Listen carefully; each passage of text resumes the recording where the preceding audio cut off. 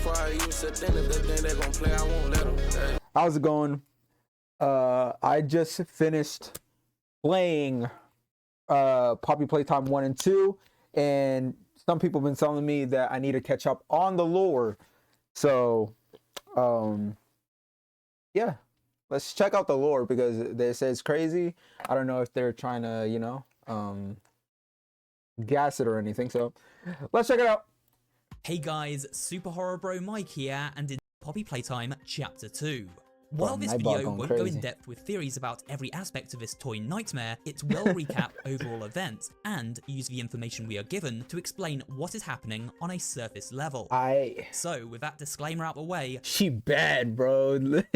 Yo, bro, she bad, bro. She bad. Sit back, relax, and let's get started. This is the story of Poppy Playtime Chapter 2 Explained. I bet. Previously, our hapless hero, once a worker at Playtime Co. Toy Factory, had returned to their old workplace after receiving a strange note and VHS tape. This new note informed them of how No, not the doll. Not the doll. Not the doll. I'm talking about the pink thing. I'm talking about the pink thing. Yo, watch out, bro. Mysteriously disappeared were in fact still at the factory. Talking about the monster thing, bro. Find the flower for answers. The videotape showing said flower, a giant poppy painted around the door.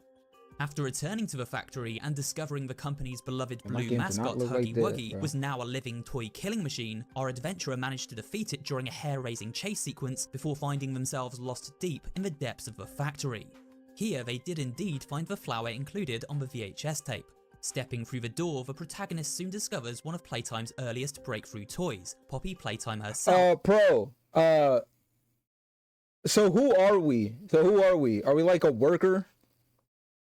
Like, are we in the work? Like, are we a past worker from the facility? Or what? Yes, okay. So some bendy stuff, but not Upon really. Upon opening it, the doll blinked to life. How's it going? Good. Oh my god. Make a beat using co-producer by output. That's interesting though. You opened my case.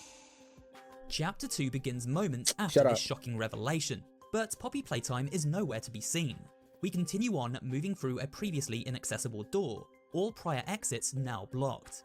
This path leads to the office of Playtime founder Elliot Ludwig, and we discover a VHS tape which explains a little more about him. Bro, this is your first time chatting on my stream. Do you want to get banned? Yo. And there goes my phone. Nice. You know what? No phone. Is the product of a great man by the name of Elliot Ludwig. Divorced, but a family man at heart. His sights were always set on bringing amazing toys to amazing children around the globe. Ludwig spent countless hours in the factory, working overtime relentlessly in an attempt to continuously innovate and surprise. In the 1960s, an unfortunate family death had pushed Ludwig down to his lowest. But with so much ambition, he rose back up and continued to fulfill his vision for the Playtime Co. Toy Factory. Ludwig could never be content leaving a project unfinished. But just how did one man come to create such an astounding empire? How did he manage to stay determined even after suffering such a tragic loss? It all began in the fateful year of 19... Elliot was driven by a death in his family to go beyond the simple creation of groundbreaking toys. A note in his office reveals a grim reality. Elliot had involved himself in the pursuit of sacrilegious practice, murder, and resurrection, looking for ways to bring back... So it's like so he got... my prediction is he's going in too deep and something happened, something demonic happened, right? Using the poppy, a flower some cultures believe to promise resurrection.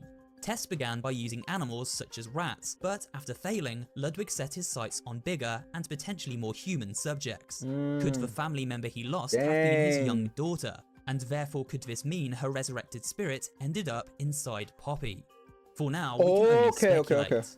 Speaking of Poppy, she shows back up moments later, though this doll does not appear to be hostile. Quite the opposite in fact, offering to lend a helping hand every step of the way. Sorry, I didn't mean to scare you. I was just trying to get the power back on. Here. Poppy leads the protagonist through the factory and toward the exit, but things are never quite that easy, and it isn't long before Poppy is snatched away by a mysterious, stretchy appendage. After dropping into the void in hot pursuit, we soon meet the perpetrator, a giant, stretchy, spider-like toy called Mommy Longlegs. The Mommy Longlegs. So long. Isn't this exciting, Poppy? Very exciting, Mommy. But like, Mommy heard that Miss why? Poppy was going to just give you the train code to escape. Now, how is that fun? Instead, why don't we make a game out of it? The game station is still working. It will be just like old times. And if you win all 3 games, I'll give you the train code. Mommy loves that idea, Poppy. Oh, you're going to have so much fun. Head to musical memory, and Mommy will get things started. Okay, interesting. The game In order to save Poppy Playtime and escape this wretched toy factory, our hero will have to play along with Mommy and take part in her games. This leads us to a hub area known as the game station.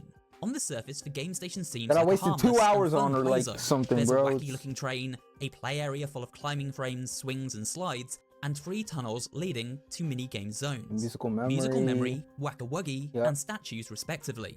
Yeah.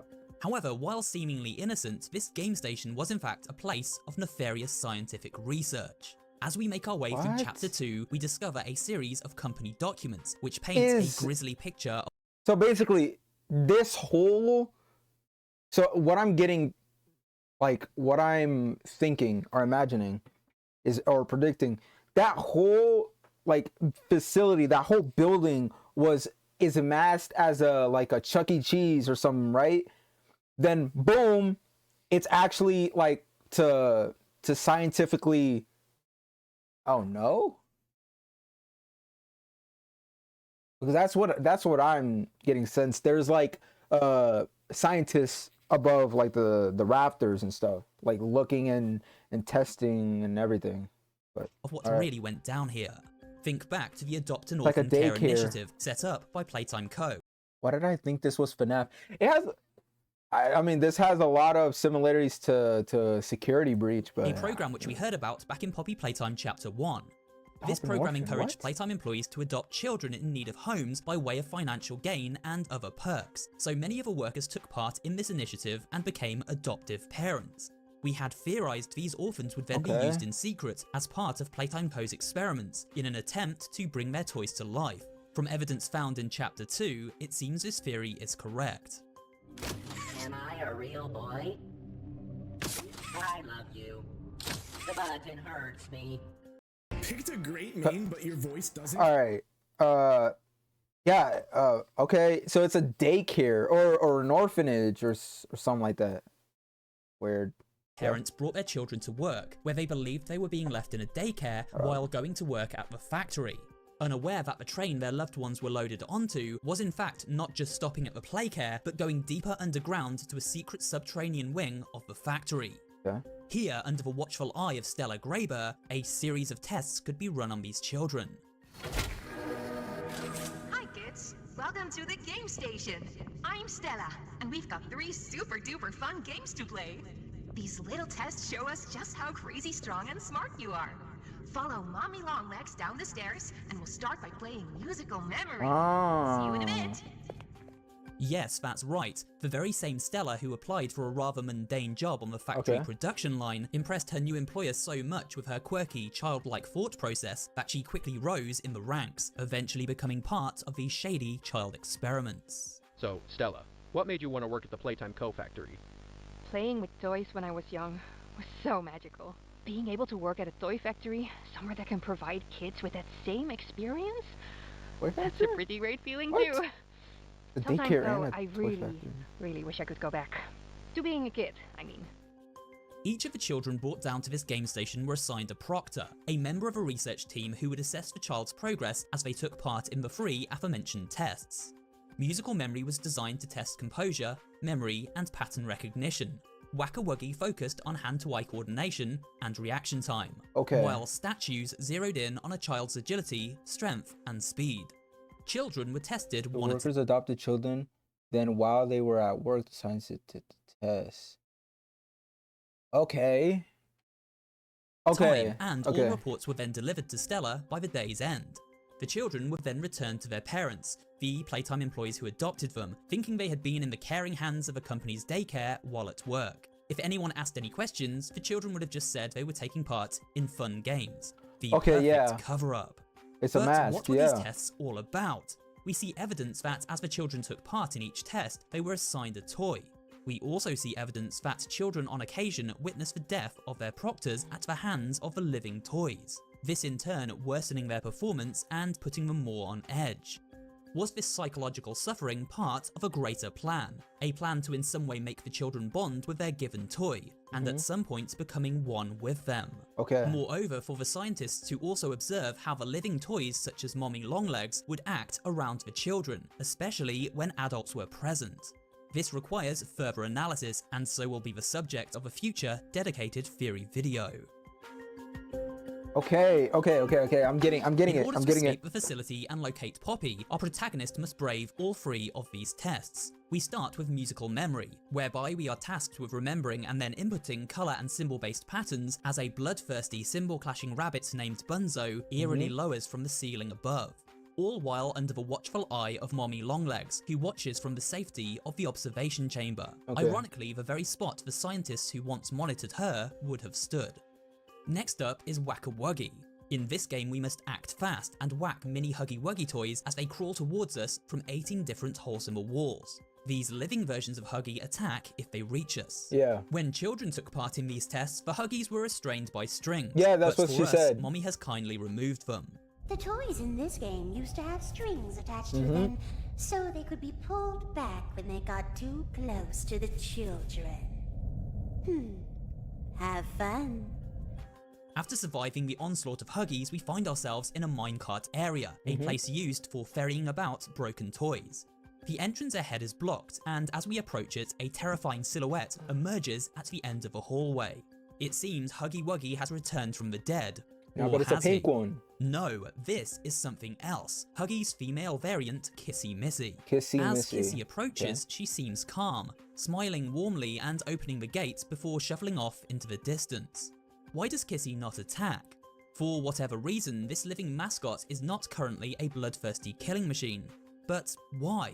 Once again, this requires a dedicated theory video, so look for that coming soon. The final test is called Statues. This test requires the participant to navigate a vast playground area under the cover of darkness. When the lights go out, we can move freely. When the lights turn on, we must stand still. Pretty simple, right? Well, not quite. You see, if one should choose to move forward while the lights are on, then PJ Pugapillar, a giant ravenous caterpillar, will gobble them up whole. The protagonist reaches the other side of this test and realizes it's a dead end. This final game was a setup we were never meant to survive. Quickly swinging to a grapple point, our hero crashes through a high-up observation window and manages to escape into the underground via a hole in the floor. Are you a Roblox fanatic? Microsoft Rewards has a brand. Hold on. I'm removing all these ads, bro. Like I can't. I dead can't. Because how do I okay.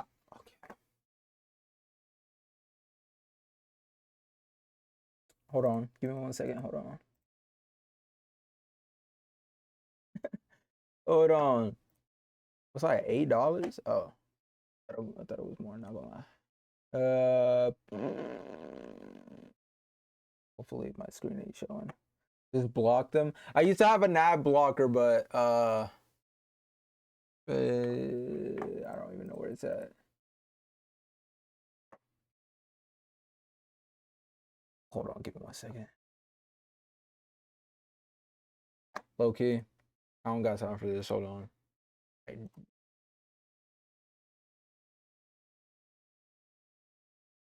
There we go. All right. 20, bro. Do it on your phone, just tap At this point in the video, it's worth taking a few moments to briefly summarize who Mommy Longlegs is and her history as a living toy experiment. Right, who is Originally, she? as shown in the commercial that opens the chapter, Mommy Longlegs was a popular and very stretchy elasticated toy who emerged from Playtime Co. in the early 90s, along with the tagline, "She loves to watch you play." This is true of her living toy variant, who was used to observe and accompany the child test subjects in the game station. Oh, so that's each day. normal? It She also just... appears that Mommy was part of a family of 3, as seen in this poster here. Oh. We discover a note labelled Transfer Request, which gives us plenty of details on Mommy Longlegs and reveals a sinister truth. At the top of the note, you'll notice the word subject, followed by the name Marie Payne. Hey, man, hey.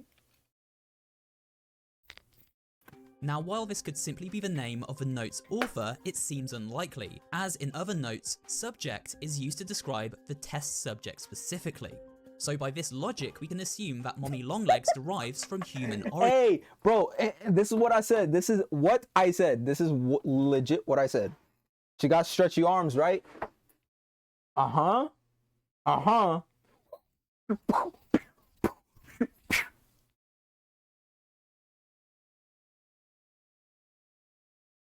Origin, created from the body of a woman named Marie, who, just like the rat in Elliot's note, was submerged in poppy and gel mixture after death before being shocked back to life. Wait, what? Wait. Submerged from the body. This logic, we can assume that Mommy Longlegs derives from human origin, created from the body of a woman named Marie, who, just like the rat in Elliot's note, was submerged in poppy and gel mixture after death before being shocked back to life. Slingshot. This also now confirms why these toys seemingly bleed upon death. Their bodies contain human organs, because they were bodies human. and souls of those resurrected trapped within their plastic outer shells.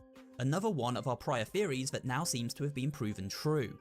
This note tells us that Mommy was hostile and dangerous towards staff members, but docile and friendly around the orphan children experiments. She even acted to protect them, which is why Playtime scientists were instructed to keep a minimum of 20 feet away at all times. The scientists used the presence of the children to keep Mommy calm as she tended to their well-being. The children kept her focused. Now in their absence, Mommy has become twisted, alone with her thoughts, and vengeful towards the scientists who wronged her. Including, it would seem, our protagonist, who it is suggested was part of the secret team. It was always so sad to see the kids go. They called me Mommy because I was the closest thing they ever had to one. You did say that. But they come for games and never come back. They left Mommy to die alone. Mommy didn't deserve that. But you worked here. So if anyone deserves to die alone, it's you. Imagine being able to build Hold on, an app with your I dead was about to get the premium thing. Hold on. But that's crazy though. That she used the kids as a not a coping mechanism, but like she used the kids to stay focused, and when she's alone, she wants to kill me, bro. Like sad, bro. And also she was, man. If that's how she looked on the toy phone, imagine how good she looked in real life, bro. What? There we go. At this point in the video, it's worth taking a few moments to briefly summarize who of children who they could play with each day. Without these children, the minds of these experiments turned to murderous thoughts. It also seems that general workers at the studio had no idea about the creation of these horrific toy experiments. This is evident in a recording from both employee Marcus Brickley and an announcement from management in regards to rumours of a giant spider on the premises. So, I took a peek beneath the gate, and some massive bloody thing was doddering about the bloody hallway. Thing? You're sure it wasn't a person? Ain't no person that's 50 feet long with 1,000 legs. Marcus, you're losing me. The following is a pre-recorded announcement to address the many complaints regarding an alleged very, very big spider crawling around in the facility. Is that Playtime Corporation wants me to remind you all that spiders that big the prototype or something? Do not exist. Mommy Longlegs put our protagonist through these tests as an ironic punishment to inflict the same stress and misery upon a former employee as they once inflicted upon the orphan children. Perhaps Marie Payne was herself a proctor who met a sticky end while monitoring a child. It has now become obvious to Mommy that our hero has no intention of returning to her after escaping into the depths of the factory. With the jig up, she reverts to her true, unhinged form. Oh yeah, I asked you to play fair, and you cheated! I hate cheaters! Now, we're going to play one last game! It's called Hide and Seek. And Seek! This leads to a twisted game of hide and seek between Mommy and the former Playtime worker as they are chased deeper into the depths of a factory. Along the way, discovering a note from Playtime's head of construction, Eddie Ritterman, who contracted a third party, the Warrenbach Construction Company, to build a secret laboratory deep underground, so that testing could begin. It seems time was of the essence too, as a 12-month deadline was applied. The underground begins to collapse, torn down as Mommy gets more and more frustrated at the protagonist's evasive actions. Eventually, a desperate chase ensues.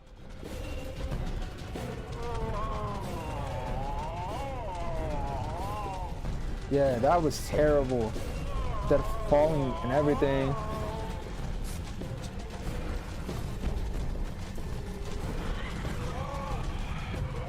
Boom, the slingshot right there. Which I died a million times. At the end of his chase, we finally make it to the emergency exit and escape back. But he makes it look so easy, bro. I had a... Upon passing through the emergency exit and powering up the door at the far side, Mommy Longlegs emerges. Upon passing through the emergency... Why shouldn't it look like this? Why? No, wait. Why didn't she look like this? Like, why didn't the devs just... I mean, you got the concept right there. Why... The exit and powering up the door at the far side, Mommy Longlegs emerges screaming at the end of the hall and rushes the player. We step out of the way and our hand becomes caught in a grinder. Our only option is to flip the switch and watch in horror as Mommy meets a brutal demise. I mean, she does got the dress, you know. You'll make me part of you. You can't. Oh. Okay. And he was right there the whole time, too. After Mommy's torso hits the floor, the life has drained from her. Notice how her face returns to a smile, the exact same expression featured on the original Mommy Longlegs toy. Then, a mechanical claw emerges from underneath a nearby shutter and drags Mommy's remains into the darkness. This is Experiment 1006, the prototype. As we recall Mommy's harrowing screams, you may remember she seemed more concerned with becoming part of him than the agonizing pain of her immediate death. This suggests that whatever Experiment 1006 is, he is merging with the bodies of fallen toys such as Huggy and Mommy. But to what end? Well, currently... It seems to merge fallen toys into their own body, growing its mass, consciousness with the flesh of souls and victims it consumes. There is no way to know for sure, so of course this will be the topic of the third upcoming theory video. So stay... On some... What's his name? Ennard. On some Ennard stuff. From FNAF, right? Like that.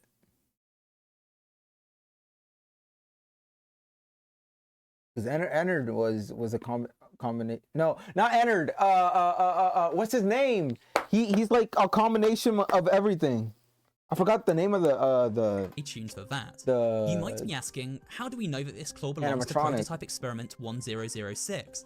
Well, the same claw belonging to this creature appears on screen while playing the scientist's log in regard to this very experiment. We discovered the first of these in Chapter 1, which detailed how this prototype escaped and then ran rampant throughout the factory.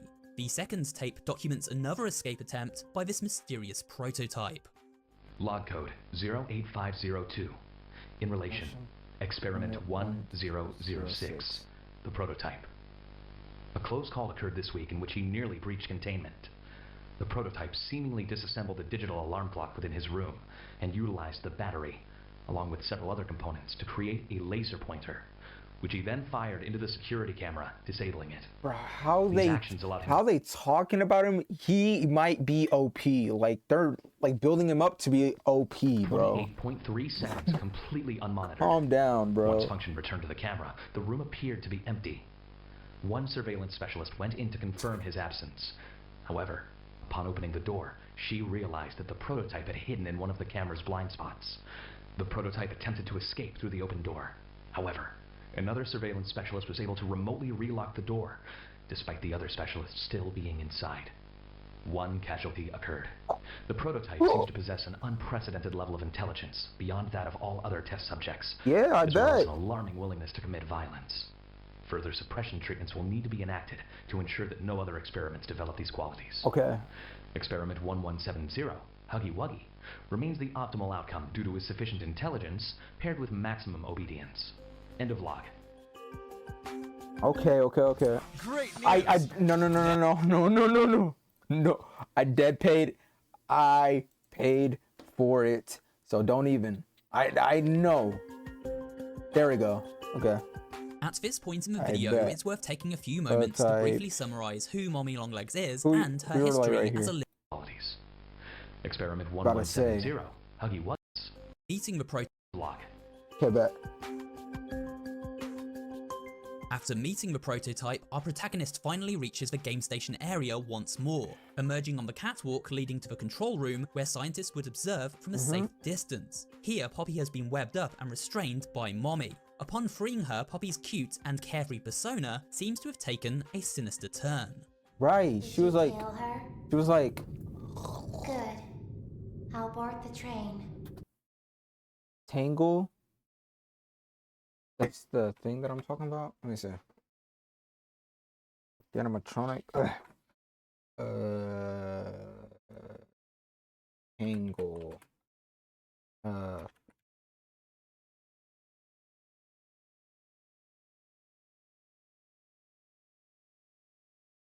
Yes, this.